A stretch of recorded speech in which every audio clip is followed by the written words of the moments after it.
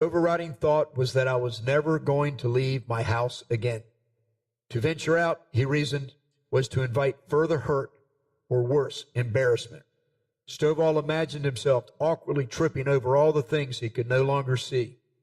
Garden hoses, kids' bicycles, curbs.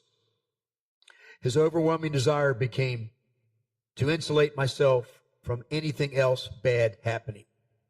Having done well in his brokerage business, he could afford to insulate himself for years if he wanted. In the television room, everything was comfortable, warm, and familiar. All the resources he might ever need were organized close at hand. I thought, this is it for me.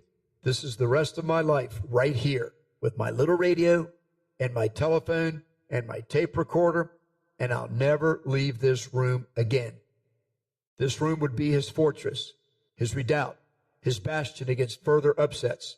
This was my whole world, and I really fully intended never to walk out of that room again. To while away his time, he started playing his collection of videotapes. And then, as day followed day, his exasperation grew. He'd pop in a tape, something he'd watched many times before. But even with familiar films, the audio track seldom, if ever, supplied enough information for him to keep up with the action on the screen. His supreme moment of frustration came courtesy of Humphrey Bogart. Quote, it was an old Bogart film entitled The Big Sleep. I'd seen it enough times that through the sounds alone and my memory, I was able to follow along fairly well until, in the middle of it, somebody shot a gun and somebody else screamed and a car sped away and I forgot the plot of the movie. End of quote. Stovall then uttered 7 words he'd later come to see as golden. Quote, somebody ought to do something about that. End quote. The only thing you have to do to have a great business idea, he says today, is to go about your daily life and wait for something bad to happen. When it does, you ask yourself, how could I help other people to avoid that? Voila, an idea for a potentially great business. Somebody needed to provide a service that would make tapes watchable by blind people by adding narration that would explain what was happening on screen. To take action on that idea, though, or to do something else, Stovall first would have to leave his room. And he was having none of that. He didn't feel he could suffer any more disappointments or embarrassments.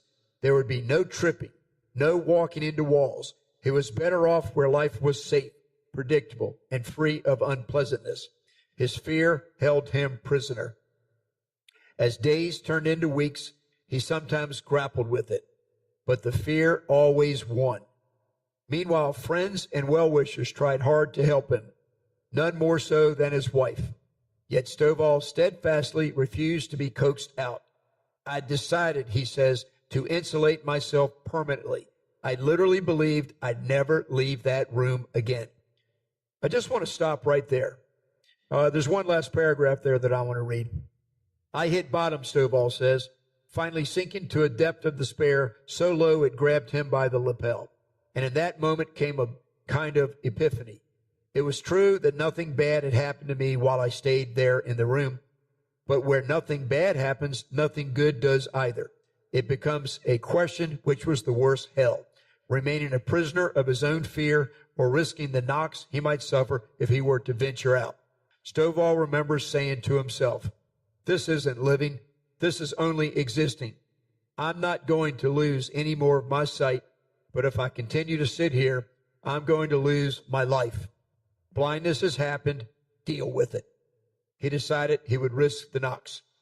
Well, that's just to give you a background on Jim, but I've got just a couple more paragraphs of this article that I think are just incredibly important. And in fact, a few of these I think he mentions in the interview that we're going to have. Here's one. Only when we accept the fact that we are where we are because of choices we've made in the past can we live every day of the rest of our lives in the certain knowledge that we can do anything we want to if we simply make the right choices. Here's one that he said, and it was a speaker at a convention of all blind people. He said he'd probably never be invited back there again. The most severe disability of all, he insists, is having low or no expectations of oneself. We always live up to the expectations that we have of ourselves or that we allow others to place upon us. Here's another. Once you come face to face with whatever it is, blindness, alcoholism, bankruptcy, whatever your immediate thought is to get back to normalcy, to ground zero. Instead, Stovall says, you must force yourself alone and without friends, support, if necessary, to risk further pain, uncertainty, and embarrassment.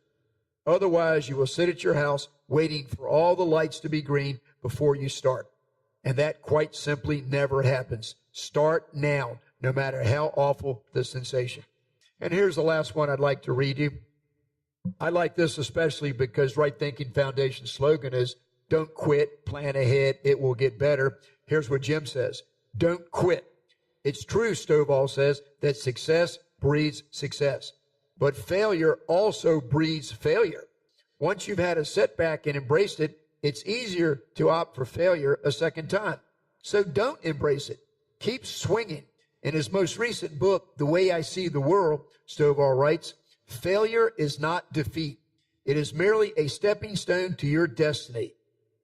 As a totally blind person, I believe I could hit a baseball thrown by the best pitcher in the major league if you would allow me to keep swinging until I got a hit. Sooner or later, I would hit one as long as I kept trying. So in the final analysis, the only true failure is to stop trying. Thanks for listening to Right Thinking with Steve Copeland.